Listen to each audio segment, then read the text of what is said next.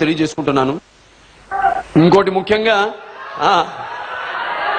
ఈరోజు ఈ యొక్క కార్యక్రమం, ఈ యొక్క పాటల రిలీజ్ కార్యక్రమం, ఇక ఈ చిత్రానికి సంగీత దర్శకులు మణిశర్మ గారు, ఆయన గురించి నేను పెద్ద చెప్పక్కర్లేదు. ఇటువంటి సంగీత సాహిత్య అభివృద్ధికి మూలమైన సప్త సాగర సంఘర్షణ జ్వలిత తరంగాలలోంచి పుట్టుకొచ్చిన ఈ సరిగమ పదని సమ్మేళన సంగీత సాహిత్య మధుర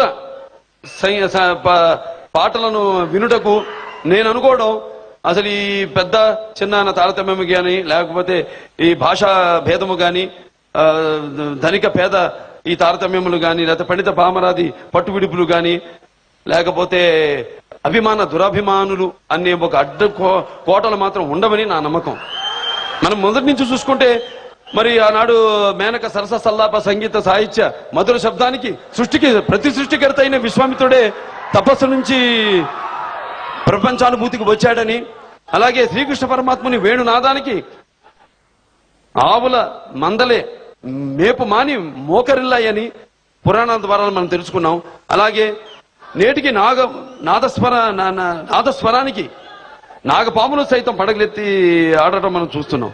అంటే మనకి అర్థమైంది ఏంటంటే, ఒక చిత్రంలో సాంగ్స్ హిట్ అయితే ఆ చిత్రం సగం హిట్ అయినట్టే లెక్క అని మన అనుభవం ద్వారా మనం తెలుసుకున్నాం.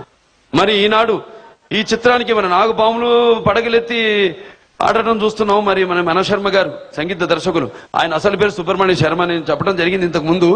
సుబ్రహ్మణ్యం అనేది ఒక సర్పజాతిలో అని పేరు, సర్పజాతిలో ఒక జాతికి సంబంధించింది అనేది అంటారు చాలా మంది. అంటే దాని పడకపైన మణులు ఉంటాయంట, ఆ మణుల కాంతిలో ప్రకాశిస్తాయంట.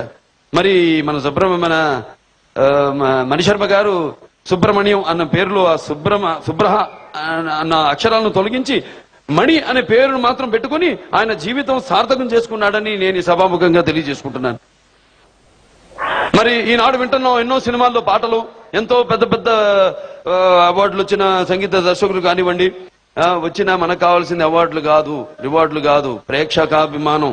ప్రేక్షకులు వాటిని మెచ్చుకోవాలి, వాటిని ఒప్పుకోవాలి. మనం చేసే ప్రతి ప్రయోగం తెలుగు వాళ్ళకి ఒక ప్రత్యేకమైన స్థానం ఉంది. ఎప్పుడు కొత్త దాన్ని వాళ్ళు ఆశీర్వదిస్తారు, ఆదరిస్తారు, ఆహ్వానిస్తారు అని. అది నాన్నగారితో మొదలైంది. మంచి పండు వయసులో ఉన్నప్పుడు ఒక రాజుపేద సినిమా చేశారు. అలాగే మంచి పండు వయసులో ఉన్నప్పుడు ఒక భీష్మ పితామహ పాత్రను చేశారు. అలాగే నర్తనశాలలో ఒక శిఖండి వేషం చేశారు. ఇటువంటి ఎన్నో ప్రయోగాలుగా ఆయన చేసిన ప్రయోగాలకి ప్రేక్షకుల మీద నమ్మకంతో మనం ఇస్తే ప్రేక్షకులు కాదంటారా, తప్పకుండా ఆహ్వానిస్తారు, తప్పకుండా దానికి ఫలితాన్ని అందిస్తారు అని ఆ నమ్మకంతో, మీ మీద విశ్వాసంతో ఆనాడు నాన్నగారు ఎన్నో ప్రయోగాలు చేశారు. ఆ ప్రయోగాలను ఇప్పటికీ కొనసాగుతున్నాయి. అది నా ద్వారా జరుగుతుంది అని నేను చెప్పుకోవడానికి ఎంతో గర్వంగా ఫీల్ అవుతున్నాను, ఎంతో ఆనందంగా ఫీల్ అవుతున్నాను. ముఖ్యంగా ఇందులో మీరు చూస్తున్నారు గెటప్లు. మళ్ళీ ఈ సినిమాతో, ఈ దీంట్లో రావణ బ్రహ్మ గెటప్ తో మళ్ళీ ఒక పౌరాణికాలకి నాంది పలకాలి.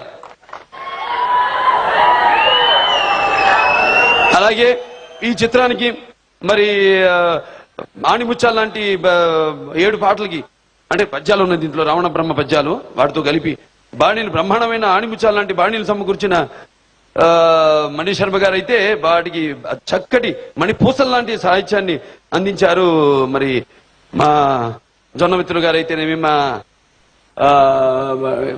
రామ్ జోగే శాస్త్రి గారు సాహితీ గారు.